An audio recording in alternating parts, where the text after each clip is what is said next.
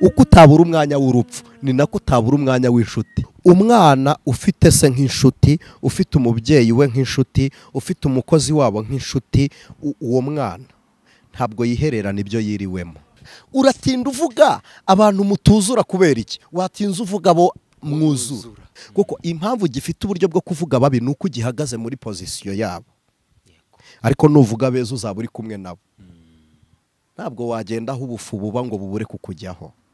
Uyu muntu nkunda nibyo 100% ugomba kumukunda, ariko se ngomba no kumwizera? Mada, ndagira ngo nkubwire ko kuba uri mu rugo si igisobanuro cyo kuvuga ngo umugabo atahe kare cyangwa gukumbure, ahubwo kuba uri inshuti y'umugabo wawe ni igisobanuro cyo kugukumbura. Ntega amatwi gatoya aka kantu nkakubwire. Ijwi ry'Umukanguzi. Tubahaye ikaze muri iki kiganiro. Amen. Amakuru kimumeze muti? Turashima Imana. Yego. Imana ishimwe cyane. Ya, turanezerewe cyane rero kubana namwe. Wewe wakoze subscribe ndagushimiye, nawe turayikora kandi kugira ngo tubone mu biganiro byacu bya buri munsi. Ngewe nitwa Vitali Ndihinyurwa. Uyu munsi turi kumwe n'umukozi w'Imana n'ubundi Ev.Anicet Niyomugabo. Amen. Imana ishimwe cyane. Amen. Paul yaranditse aravuga ngo mugire umwete wo kwezwa no kubana n'abantu bose amahoro. Yego. Nakibaza nti umwete wo kwezwa wararangiye, nta mwete abantu bakigira. Ese ibyo tubona no kubana n'abantu amahoro ariko mwibanga byagenze bite? Uzi impamvu ushobora kwibaza gutyo? Hari abantu bibagiwe ko twacunguwe rimwe, umucunguzi umwe, dukizwa rimwe mu gihe kimwe kandi dukirizwa rimwe. Ibyo bintu byumve, ariko duhora twezwa. Hari abantu bazi ko kwezwa biba rimwe, byarangiye. Kwezwa bihoraho. Yego. Ari umuririmbyi wavuze ngo mpisemo guhora nkizwa. Nibyo. Guhora ukijijwe, guhora wejejwe no guhora twezwa. Ni nayo mpamvu imbabazi zihoraho ngo zihore zitweza, kuko tukiri mu isi y'umubiri ya ishobora kuberamo ibicumuro. Yego. Murakoze cyane. Nuko twinjiye muri iki kiganiro rero, mbahaye ikaze mwese. Reka ntangire mbwira abantu nimero zanyu za telefone ku bantu bajya bazitubaza. Ni 0788726286. Iri mu mahanga wandika akamenyetso ko guteranya 258 Iyo niyo nimero ya Ev.Anicet. Imana ibaho umugisha cyane. Reka tubaseme mu dusengera Imana kugira ngo tubone uko dutangirira. Turakubashye Mana isumba byose, kandi twuzuye amashimwe kuko waduhamagariye mu muzuko wa Christo, natwe tukakwita abatuzutse turi bazima. Izina ryawe nirihabwe icyubahiro. Amen. Uyu mwanya turasenze, tugusabye kugira ngo duhirwe mu byo tugiye kuvuga, kanwa kacu kayobore, ntekerezo zacu zungurwe n'Uwiteka, kugira ngo ururimi rutisoba rugakora iby'uburiganya, ahubwo iby'Imana ishaka bari byo byumvikanira muri twe. Turakwinginze kugira ngo icyubahiro cyawe kitwambike, kugira ngo ugihoresha abarira, ugihumurisha abafite imitima itinya, kandi ugikomeresha bari bakutse umutima kubw'ineza yawe. Dusengeye buri wese uteze amatwi ijambo ry'Imana tugiye kuganira, kuko ijambo ryawe ryaratubwiye ngo uko wa munsi wegereje tujye duhurira hamwe, kugira ngo twaturirane impamvu z'ibyiringiro byacu, hatagira uwo muri twebwe wasigara agaheranwa. Turagusabye kugira ngo uwaguye abyutswe n'ijambo ryawe, n'uhagaze akomeze gukomerezwa naryo kubw'imbaraga zawe. Bana natwe kuri ubu none n'iteka ryose, tubisabye kubw'umwami wacu Yesu Kristo. Amen. Amen. Amen. Sigaye nibaza, ni nabyo twaturuganaho mu kiganiro wenda cyubwashize. Nkibaza avango, ese nuko nta rukundo cyangwa nuko nta mwete abantu bafite wo kubana n'abandi amahoro?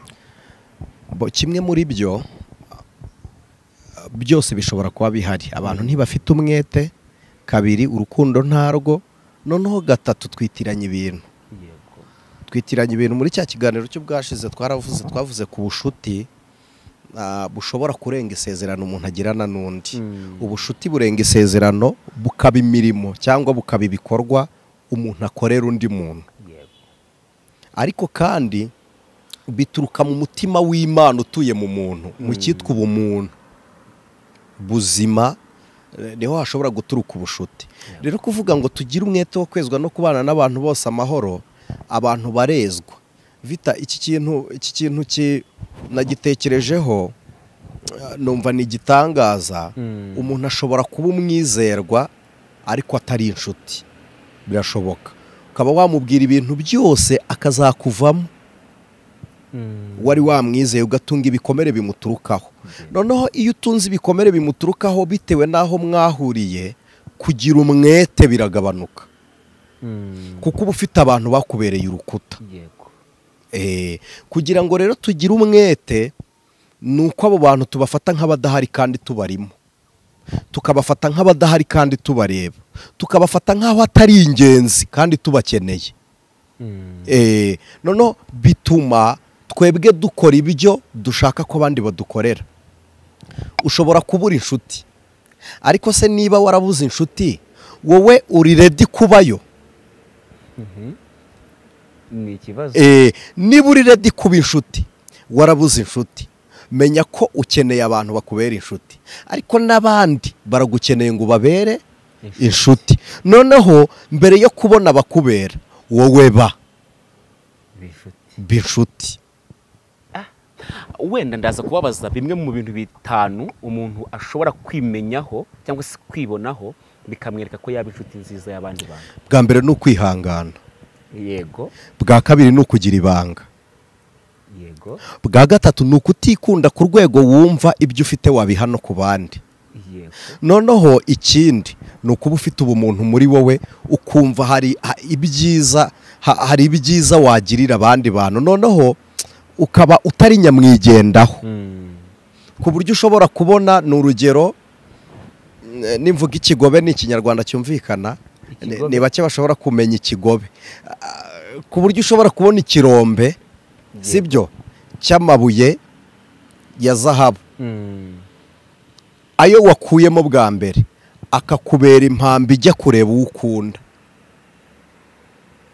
kugira ngo umugezeyo. Ni uko uba utari nyamwigendaho, kumva ugira abantu ukunda. Noneho ikindi, ugomba kuba uzi neza ko utagira ishyari. Yego. Kuko ntushobora kuba inshuti ugira ishyari, kuko igihe wowe udafite, umwe mukundana cyangwa umwe wita inshuti ashobora kuba afite. Rero iyo ugira ishyari ubabazwa nuko atari wowe ubifite. Iyo ubifite rero ugira ishyari, ntukenera kubisangira nawe kuko uba wanga ko akuruta. Yego. Ni hatari. Ubwashize mwatubwiye ko ubushuti bwoburije umuntu, mu kinyarwanda twakoresheje cyamunyangire bwoburije umuntu kuba mu nyangire cyangwa se kugira mu nyangire. Sinzi niba turi buyite mu nyangire, ariko ubundi umuntu ugukunda, umuntu mukundana, aba ari umwanzi w'abakwanga. Kuko nataba umwanzi w'abakwanga, azaba inzira yabo yoroheje yo kukugeraho.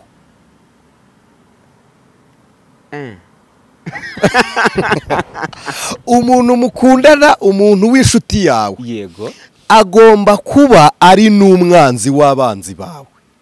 Kuko nataba umwanzi w'abanzi bawe, azaba abaye icyanzu, igikari, akarembo cyangwa akadirishya kakugezaho vuba babanzi bawe.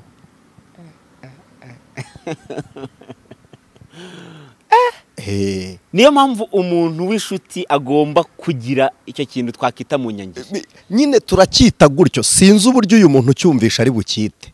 Twebwe ntitukise mu nyangire, ariko noneho kuko agukunda, urukunda gukunda ruhinduka urwango ku babisha bawe.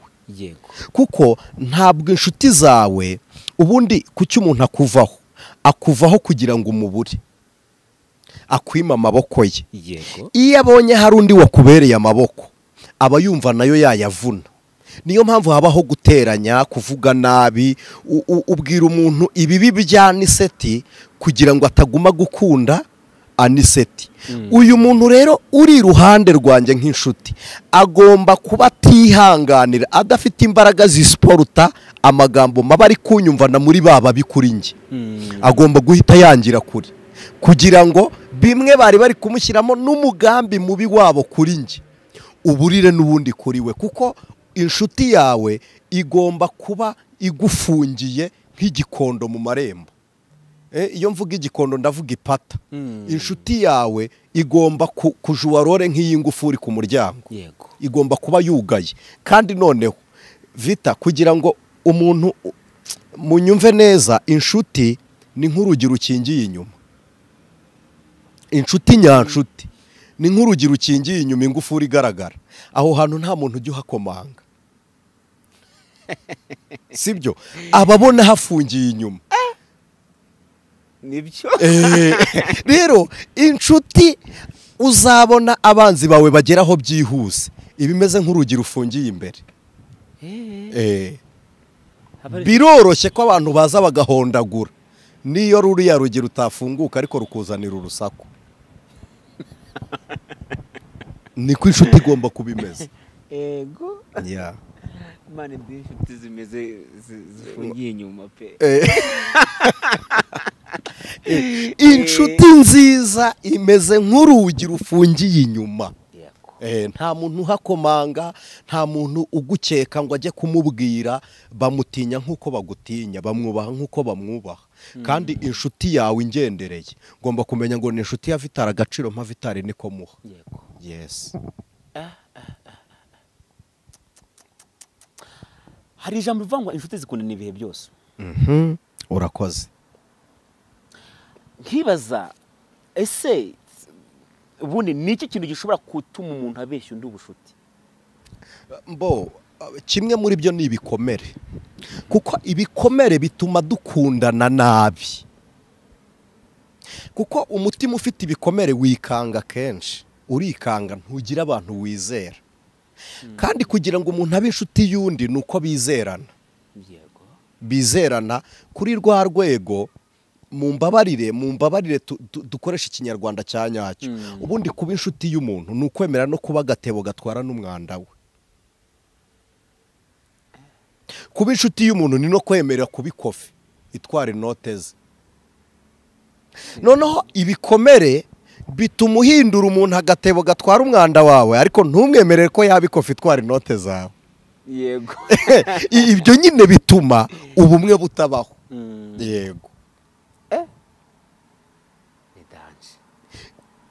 Ibikomere bituma tutagira inshuti.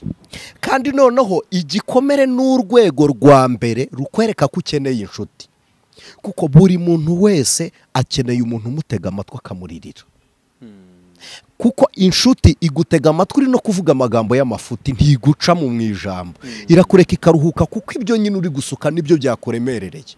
Buri muntu akenera umuntu umutega amatwi. Iyo nshuti rero niyo dukeneye mu mwanya wa bamwe mwita abantu mukundana. Kuko Vita, dufite abantu benshi bita ku makosa yawe kuruta amarira yawe. Inshuti yawe rero yita ku marira kuruta amakosa. Aho kugira ngo agutwaze amakosa, agutwaza amarira. Kuko iyo agutwaje amarira uraruhuka.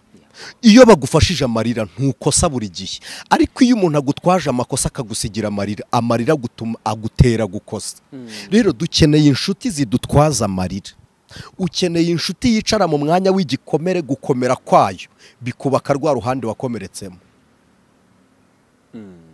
Sibyo? Dukeneye inshuti igusana. Rero ibikomere bitubeshya ko bamwe baturebye ijisho ryiza, bitubeshya ko babaye abizerwa ngo tubabwire byose, bigatuma batuvamo, kuko nabo bafite ibindi. Ubushuti ni urugendo, uraburema, ntabwo uhita wihutirako, urema ubushuti.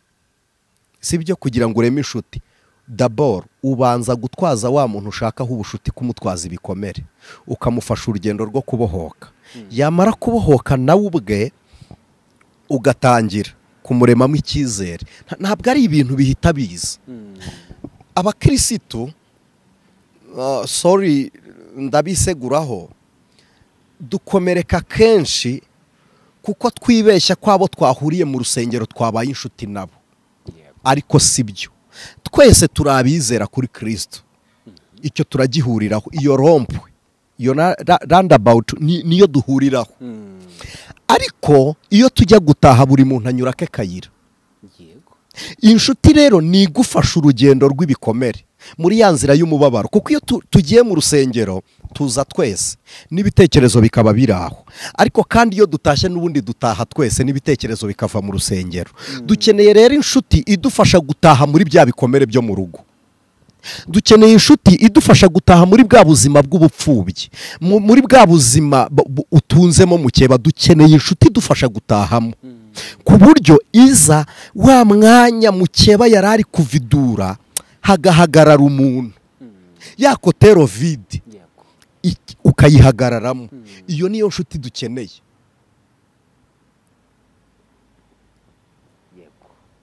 Kumubona rero biragoye, kubona uyu muntu biragoye, kuko bisaba ngo niba utamubonye wowe umube, umwibere ubu uwo muntu.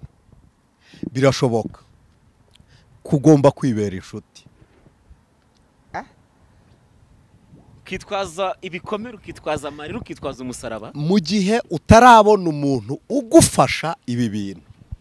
Vita, nta muntu n'umwe uzagukunda nk'uko wikunda mu gihe wowe wiyanga. Nta muntu uzagukunda wowe wiyanga. Igisobanuro cy'uko tuzagukunda tukakubera inshuti ni uko uzaba uri inshuti yawe kandi wowe ukaba wikunda utiyanga. Kuko iyo wiyanga wica mu bantu, ariko iyo wikunda ujya aho baguciye. Iyo wiyanga wikura mu bantu bagukeneye, ariko iyo wikunda n'abatagukeneye ujyayo. Kuko uba wikunda igihe batagukeneye, wowe urabizi ko uhari. yego Uba urabizi ko uhari. N'igihe batagushaka wowe urabizi ko wishaka. Wihakeya ukiyitaho ku rwego wokipa icyuho cyose watewe n'abagiye, ukagifunga ugasigara uhari wowe udakenewe. Iyo wikeneye uhinduka ukenewe n'abandi, kuko uhita wibera umucyo ukimurikira. Iyo umaze kwibera inshuti rero nibwo uyibera abandi. Niho twari tumaze kubibona. Ntiwikunda, ntugira ishyari, nta kwirarira, nta kwiyemera, nta kwikubira. Sibyo, urihangana kandi uzi kugira ibanga. Kugira ngo rero ugirire abandi banga nuko ugomba kubika iryawe. Reka tuganira n'aba bantu turi kumwe. Kuri konti yawe ntituhazi. Reka twibutse n'uyu muntu ko ibibazo byo mu rugo rwe tutabizi. Reka tumwibutse ko amarira ye tutayaza amwe ya nijoro. Reka twongere tukwibutse ko inkovu zo ku mubiri wawe tutazizi. Ninde uzimenya? N'uwo wamburira. Ninde umenya amarira yo mu buriri bwawe? N'uwo winjijemo. Ninde umenya amakuru yo kuri konti yawe? N'uwo winjijeyo, n'uwo wayabwiye. Wowe niwiga kwigirira ibanga, intege nkeya tukumenya aho zavuzwe, uzazifunga tukumenyeho imbaraga wanacecetse.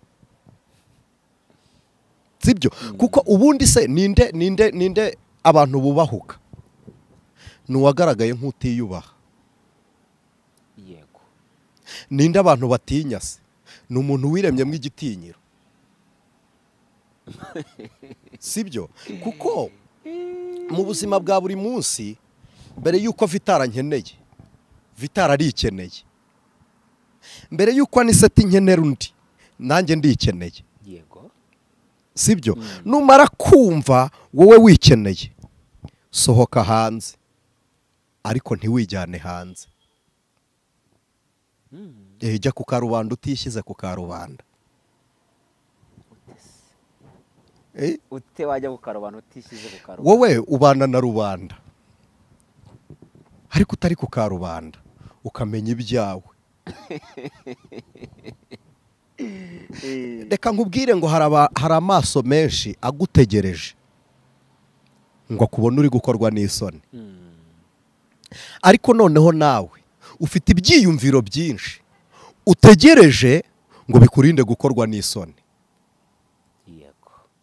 Ibyo rero uzabikoresha uhindura amaso y'abashaka kukubona wakozwe n'isoni, uyahindura impumyi. Ibyo byiyumviro byawe bikoresha ugira impumyi abo bashaka kukubona wakozwe n'isoni, noneho bajye bakubura kandi uhari. birashoboka. Uzi ahantu bigorera nuko uzi neza ngo hariho umuntu yikorera umutwaro wawe ariko ntawe. Uzasome ku bantu bakunda gukora ingendo bakoresheje aya mabisi bagiye ku majanse bagakatisha amatiketi. Hari ijambo rivuga ngo buri mugenzi acungane umuzigo. Urakoze. Icyo nicyo ukora bwa mbere. Wowe wifata uburemere bw'ibyawe ngo bikorera abandi. Abo uri kubikorera nabo bafite ibindi barwana nabyo. Nubibakorera urabishyira ku ruguma rw'amateka yabo. Icyo wita kugusebya no kukuvuga n'ugutaka kuri bo. Bari gutaka. Ariko nubyiyikorerera kila mutu na muzigo wake. Nubyiyikorerera uzabibasha kuko ni ibyawe. Noneho wowe hisha munda niko umunyarwanda avuga. Hisha munda nta uzakwiba. Bishyire mu ibanga. Reka nkubwire abantu benshi dusangiye ibibazo. Icyo tudasangiye ni uburyo tubyitwaramo. Burya ibyakubayeho byambayeho. N'ibyambayeho byakubayeho. Ibyabaye kuri ntuza byabaye no kwa runaka. Ahubwo bose ntibatatse kimwe. Uwatatse rero yijyana ku karubanda, rubanda rwaramubonye. Ariko uwatakiye mu mbere yagarutse kuri rubanda atihaye rubanda. Nicyo nshaka kuvuga. Kuba muri rubanda utabihaye.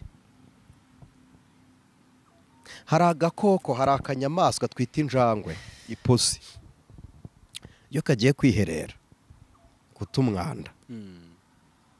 Niyo kaba kabikoreye ku buriri gahita gakurura ishuka kakorosaho. Niko ipusi iteye. Gahita gakurura ishuka kakorosaho cyangwa mu murima karasesa. Kamara kubikora kakongera kakarundaho. Ntigakunda ngo hagire umuntu ubona umwanda wako. Ariko se ntikawugira.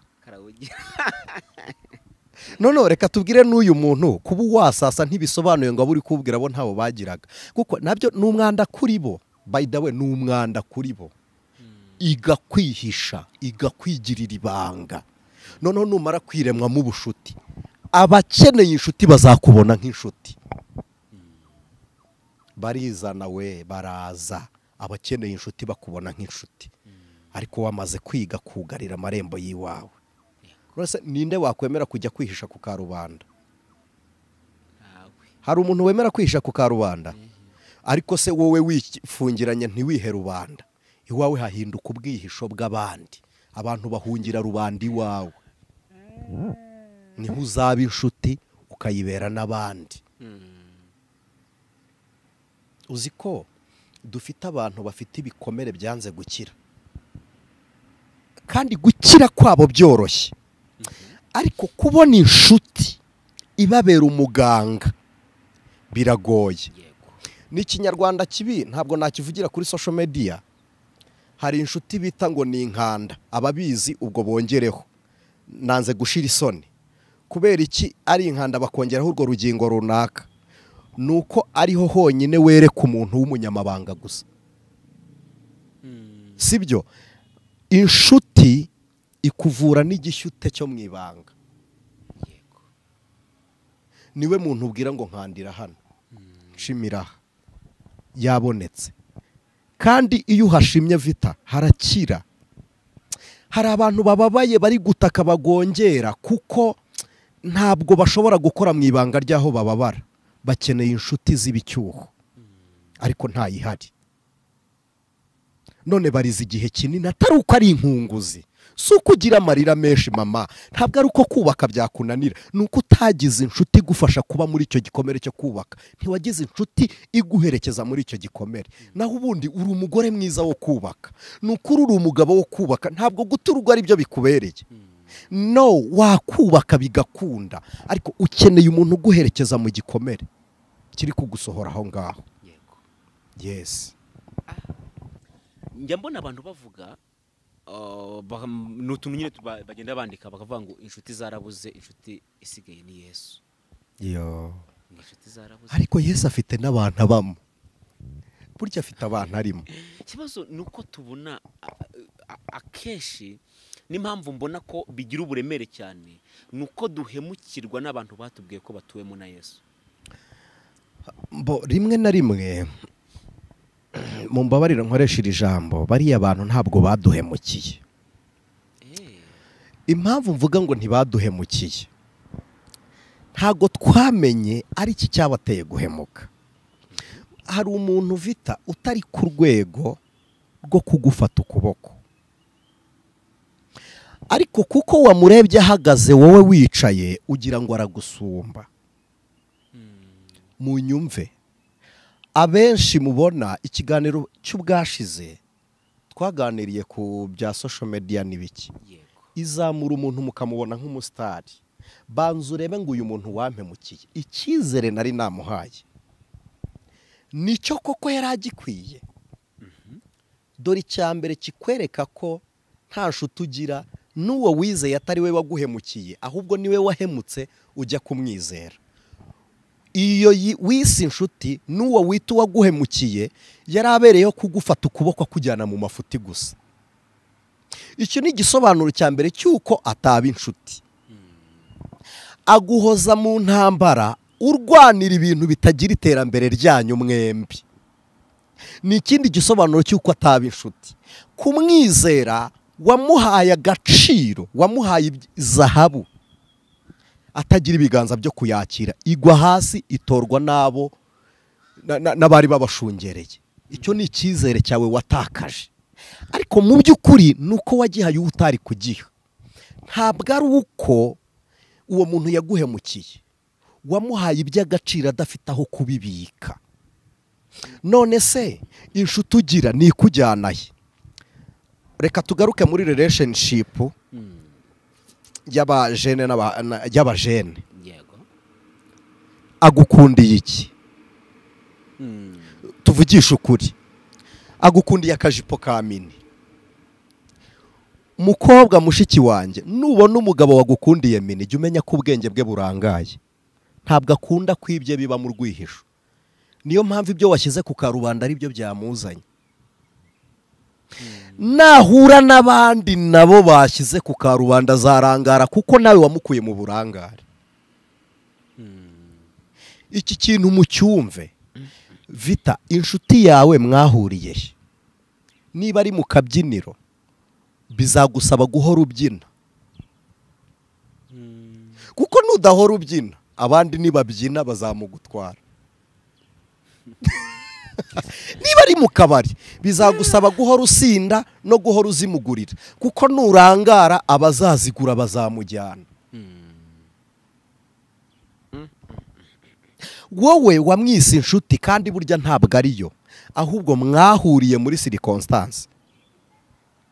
Aho mwahuriye niho habahuje, ariko ntimwahujwe nuko mwe muhuje.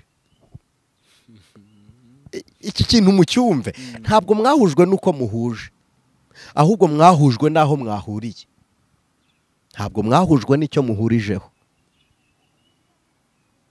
Iga kurema inshuti muhuje kurutiba iyo mumenyaniye aho muhuriye.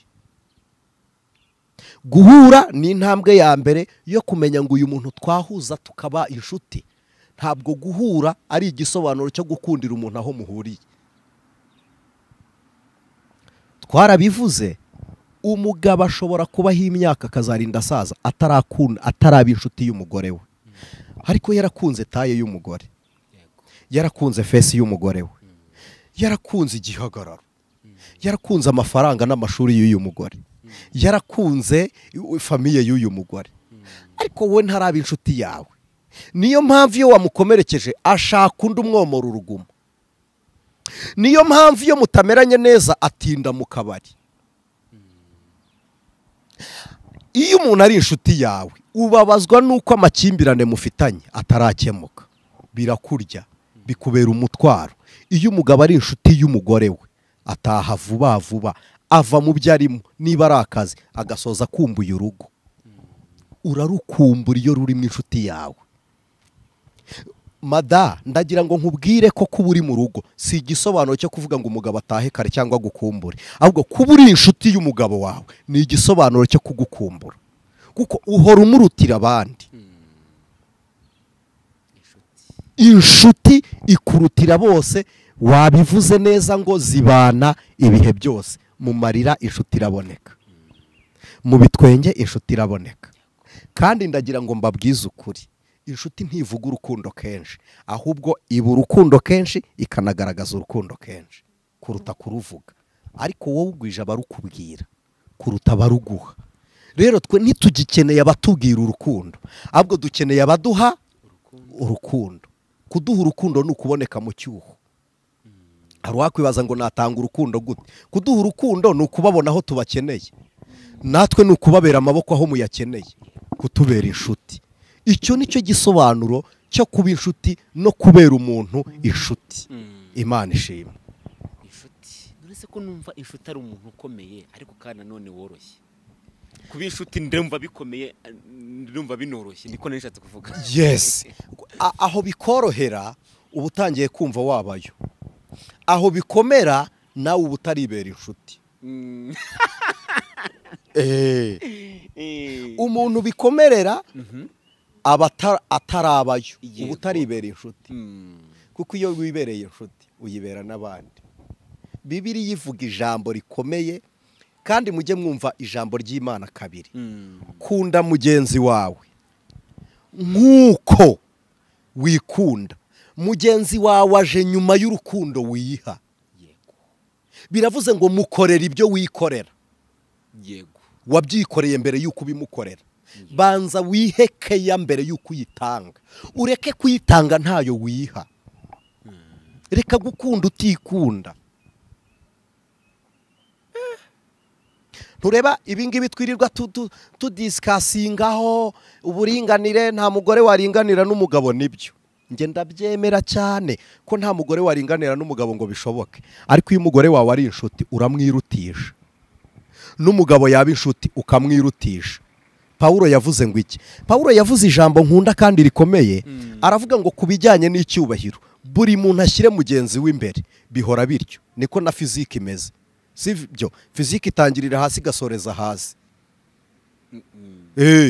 Ntabwo ari mu gasongero hejuru. Iyo ugeze hejuru ucika intege ukongera naho bitangirira. Burya fizike, abize geography, ishusho yabyo byose ni zero. Mu mubare icyo mwita nombre bench, byose niyo formule yabyo. N'urugendo rw'isi ni zero. Isi gira gute? Urakoze. Niyo tujye kuvuga turavuga ngo iby'isi nizunguruka. Banza wihereho, umuha urwo wihaye nawe aragusubiza urwo wamuhaye. Tubeho muri ubwo buzima. Iyo partnership irakorwa gutyo. Dukundane. Sibyo? Ntabwo ari uko Anicet ntagira inshuti, si nuko ntagira abanzi, ariko vitatumaranye igihe. Ubu muhamya tuvugishije ukuri kwa gikirisitu. Kwa gikirisitu apana ukuri ko kuri social media. Ukuri kwa gikirisitu. Wari wumva Anicet natinza nkubwira ngo uriya muntu ntabwo ari inshuti yanjye. Ndafata uwo mwanya se wo kumukubwira, nakubwiye inshuti. Urukundo nahawe n'inshuti rugomba gusiba ubwanzi nahawe n'umwanzi. Uratinda uvuga abantu mutuzura kubera iki? Watinze uvuga abo mwuzura. Uratinda umbwira ibitagenda, wambwiye ibigenda. Ibyo mpita mbifata nk'urwego rw'igikomere, singutakaza ngufasha muri urwo rugendo rwo guhinduka. Kuko impamvu gifite uburyo bwo kuvuga babi nuko gihagaze muri position yabo. Ariko nuvuga beza uzaba uri kumwe nabo. Ntabwo wagenda aho ubufu buba ngo bubure kukujyaho. Uvuga rero ibingana n'ibyo wariye, ntawe uturuma w'ibyo atariye.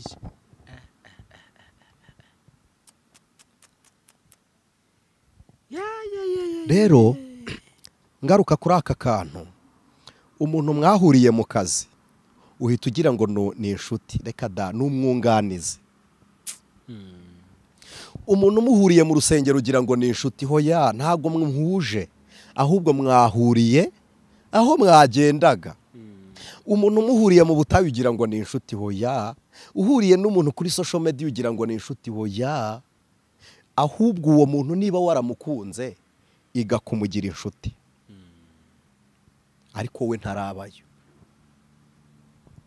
hari abantu batajya baba inshuti, hari abantu bataba inshuti muri kamere yabo, niko bateye niko babayeho. Si buri wese ushobora kubana nabo, icyakora kubana nabo birashoboka, ariko ntibishobokera buri wese. Bishobokera umuntu wihanganira guhorana imitwaro itariye, bishobokera umuntu wihanganira ko yahinga bagasarura. Kandi kugira ngo uyu muntu abeho nuko aba yihagije, kuko uhora uribwa buri gihe, bahora barya ibyawe aho kugira ngo urye ibyabo. Ugomba kuba wihagije. Kubaho rero umeze gutyo biragoranye. Bisaba iki? Bisaba kumenya ngo uyu muntu ndamuha uwuhe mwanya. Uyu muntu ntumutakaza, ariko nabwo ntumuha umwanya w'inshuti. Uzi igikorwa? Bibiliya idutegeka gukunda bose, ariko ntitubwira kubizera bose. Icyo gihe uramukunda ariko ntumwizera. Icyo gihe mukunde ariko ntumwizere. Yego.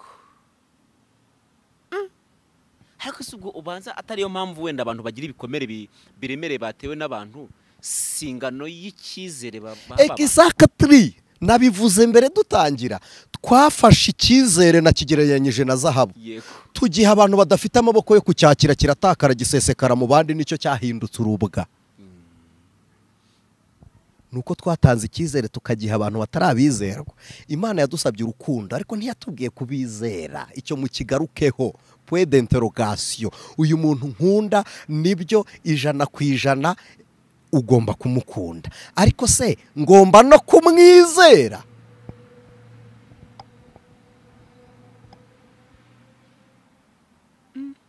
Aho niho tugomba gushyira akabazo. Yego. Uzi ko abana benshi bafite ababyeyi ariko ntibagira inshuti.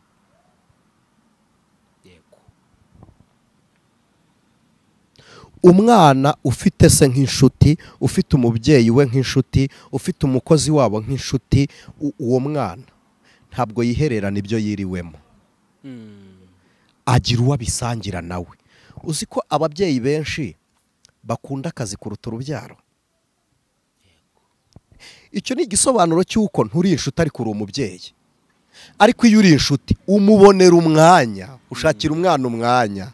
Vita nta uko ubizi, abaneza amatwi ndabizi muri kunyumva, ndabizi muri kundeba.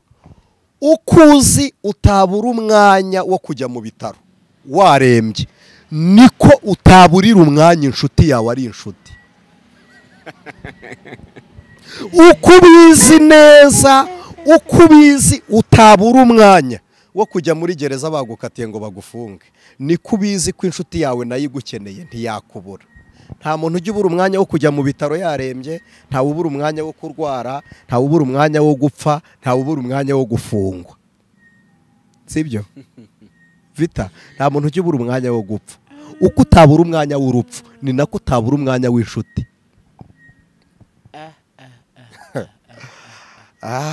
Yewe ga nshuti. Inshuti.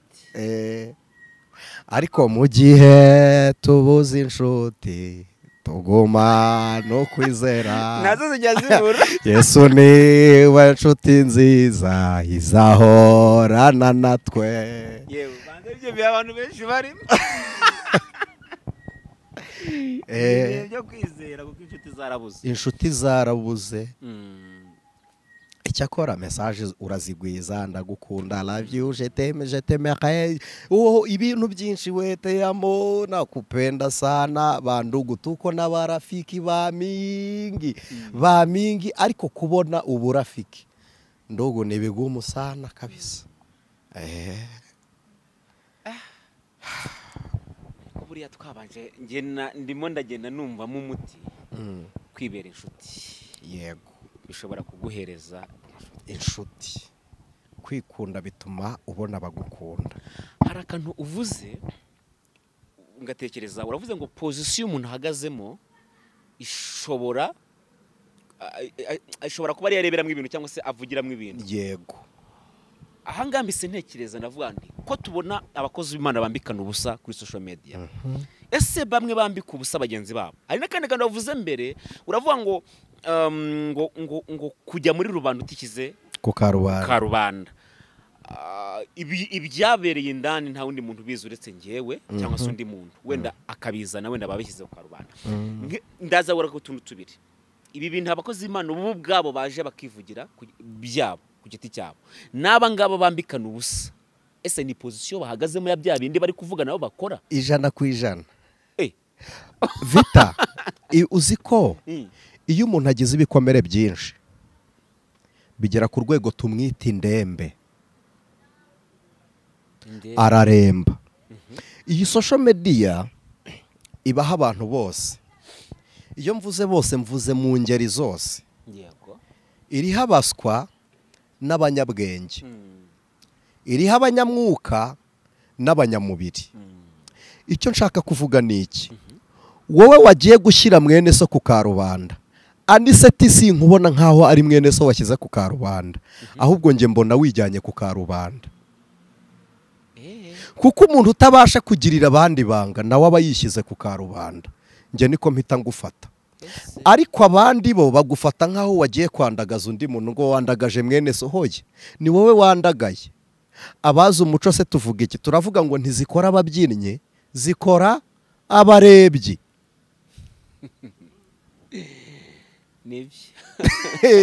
wowe utabonye akenda ko gutwikira ubwambure bwa mwene so, ni wowe utakagira, ni wowe udafite akenda.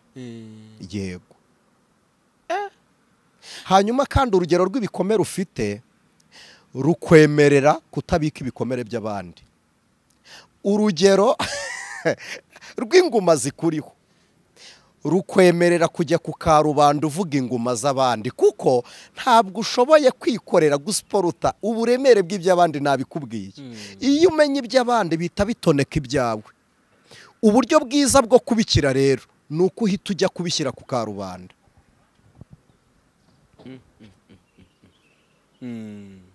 Nuko ubona aho ujya kubivugira. Ntega amatwi gatoya aka kantu nkakubwire. Mu buryo buri biologikoma dukeneye izi nshuti mu buryo bubiri. Dukeneye inshuti nyanshuti iba muri cya cyuho twavuze aba bantu nabo bumvise bakeneye. Ariko kandi n'umwe utubeshya ko ari inshuti akajya kutuvuga ibibi twakoze n'ibibi tutakoze, turamukeneye. Kuko mu gihe cyo gukira ibikomere byacu tubimurundaho. Unyumve neza biologiko. Iyo ubonye umuntu witirira ibikuriho, burya nabyo ni umuti wa depression. Kuvuga ngo ni Vitali wamvuze niyo mpamvu bigenze bitya, aha bihita bituma bitagutindaho. Vitali ahisa bigisubizo cyabyo. Ubwo ubaye igisubizo cya bya bibazo bihise bimvamo. Ya rwa ruhande depression yari guturukamo kuri nge, mbonye umuntu urujyamo. Vitali arahita aza kurujyamo. None njye mpora nkwitwaza. Ninkwitwaza nzajya mpora nkuvuga. Ninkuvuga nzajya mpora ngusebya. Kwa kugusebya ni uburyo bwa mbere bwo gukira ibikomere. Uburyo rero wowe wibereye mu inshuti nibwo buryo uzaberana wa muntu kuvuga nabi inshuti. Kuko uzahita umenya ko atari we ni igikomere ubwe already mbere yuko gukomeretsa, we ni inkomere. Ubwo ari inkomere rero hita wiga. Ni bimwe twavuze ngo ukeneye abantu baguherekeza mu rugendo rw'ibikomere byawe.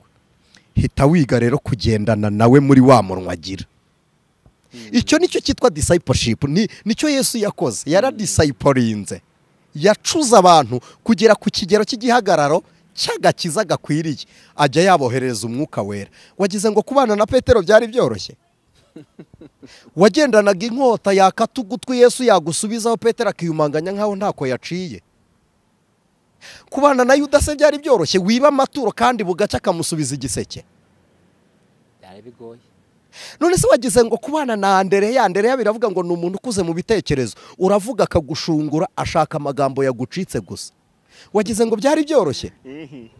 ntabwo byari byoroshye ariko yamaze imyaka yiga kubana nabo araborohera. Nicyo Bibiliya ivuga ngo nizivunitse azazunga, akotsi gacumba ntazakazimya, kandi n'urubingo rusadutse ntazaruhungabanya. Yiga kubana n'uwo muntu muri ubwo buryo. Niba ushaka rero ibikomere, uwo muntu mukunde ariko uburetse kumwizera. Yego. Yes. Mukunde ariko uburetse kumwizera. Yewe nibyo pe. Nkibaza nkavuga ngo niye mpamvu ituma abakozi b'Imana bambikana ubusa kuri social media. Ewe data we, ushobora kuba wagiye kure y'ibyo ndi kuvuga. Bwa mbere nuko nawe yambaye ubusa. Yego. Ariko kwambika umwambaro yambaye nyine. Juste ari kuguta mu rwobo yaguyemo. Ari kugushyira aho ari. Ari kugusiga ibyo yisize, ari kukugaburira ibyarya. None se Bibiliya ivuga iki? Iravuga ngo nta giti cyera imbuto mbi ari cyiza, nta n'igiti cyiza cyera imbuto mbi, nta n'igiti kibi cyera imbuto nziza. Izo mbuto akwereye nicyo giti niko ari. Akeneye ifumbire yawe ahubwo we. Akeneye gufumbirwa, akeneye kuvomererwa, akeneye, hari uburyo abiza agronomy barabizi babanguriramwe ibiti. Akeneye kubangurirwa acomekweho irindi shami. We n'umutema arapfana n'imizi. Ahubwo mucomeka kandi gashami yera imbuto zindi zamucometseho. Mwerera imbuto rero atangire kurya kuri izo, nawe yera izo wamwereye gutyo. Nicyo gituma bivuga ngo hatagira n'umwe wo muri mwe waba umuzi w'igisharira akagusha umwe muri bene so. Yego. Erega niba ushaka kuba inshuti cyangwa ugashaka kubona inshuti, banza wige kubera abandi inshuti, kuko ubera inshuti nawe akeneye icyizere cy'ubushuti. Yego. Icyo cyizere cy'ubushuti rero akeneye akigukeneyemo kugira ngo aguhe ibyo wamuhaye. Kandi ubwo bushuti bwawe hari igihe aribwo buzamurema, kuko nawe yari ari muri bya bikomere. Rema bushaka kubamo. None se Vita, inshuti ni nk'inzu.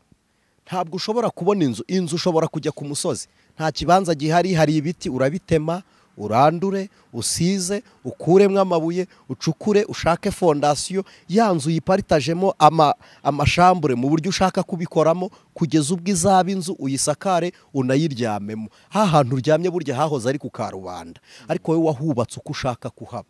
N'inshuti rero yubake, yisize, kuramo ibyo biti, kuramo ayo mabuye, kuramo iyo migina, yikuremo. Irahari iyo migina, irahari.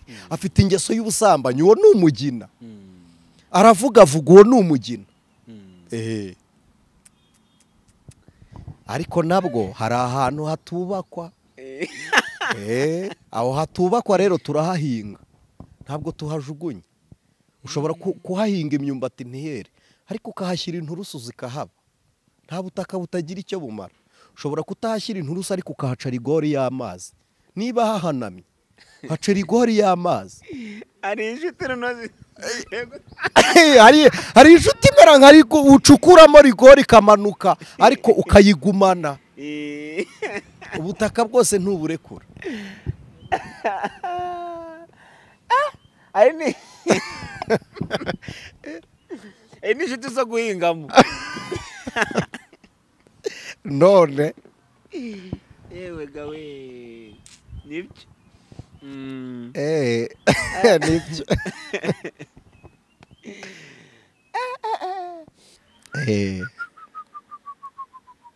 Wenda bizane muri iyi mvugo wenda iyo iriza kumvikana n'abantu baze kuyumva itazimije, kuba inshuti umuntu akwiye gucamo rigori. Umugira inzira isohora ikibi cyari kimurimo cyangwa kikurimo, kuko ahantu hatagira rigori harareka. Sibyo? Harareka. Rero numubona nkaho nta mumaro, arakomeza kureka, kandi iyo biretse aho bibyara ikindi. Fukura karibaho hacemo ibintu bijye byinjira bisohoke. Hari icyo bitwaye se, cyangwa umugira akarima k'inturusu. Inturusu umuntu uzihinga biba bisobanuye ngo sinshaka umwero wihuse. Umubonemwo umumaro, ariko uzaza bitinze. Mukunda ariko ntumwizere, cyangwa umuteremo urubingo nyine ujye umusaruramo utwugaburira utundi. Inshuti bitewe n'ukwiri yiparitaje mu byiciro. Iga kumenya ngo uyu muntu tubana ninde, ni iki kuri njye murakoze kuko ikibi gihari ni kimwe, ni ugufata bose ariko tutazi imyanya yabo kuri twe, gufata bose utazi umwanya wabo kuri njye, ariko bose wabiyegereje, uyu ndamushyiraye, uyu ndamushyiraye, uyu biragenda bite. Uzi iyo wafashe bose utazi imyanya yabo urabagonganisha, uba ikibazo mu bantu. Ariko iga kubana n'abantu uzi imyanya yabo kuri wowe. Reka dusenge tubwire umuntu ngo wowe udafite inshuti, Christo Yesu niwe nshuti nziza, ariko nawe daboro banza wibera inshuti kugira ngo abandi bakubonemo ubushuti babone kukubera inshuti. Data wa twese uri mwiza, turagushimiye kuko uri Imana yacu, ujya ubaho abantu batari niyo bahari kandi ntudusiga ugumana natwe muri bo, izina ryawe nirishimwe. Turagukeneye nk'amaboko yacu, tugukeneye nk'ibitekerezo. Ni wowe uzi icyuho kiri kuri twe, uza ukaziba, ukagifunga, ukugara, ukagikuraho, ukica ibyuho, izina ryawe nirishimwe. Turasenze, dusengeye umwene data wakomerekejwe n'abo yizeye bikamukuramo urukundo akaba atakirugira. Dusengeye n'uyu mwene data wahaye abantu imyanya batari bakwiriye bagasiga bamusenye kuko babayeho batagombaga kuba. Turagushimiye ko ibyo bikoze, ni kubw'ubuntu bwawe none n'iteka ryose Yesu Kristo, amen. Ijwi ry'Umukanguzi.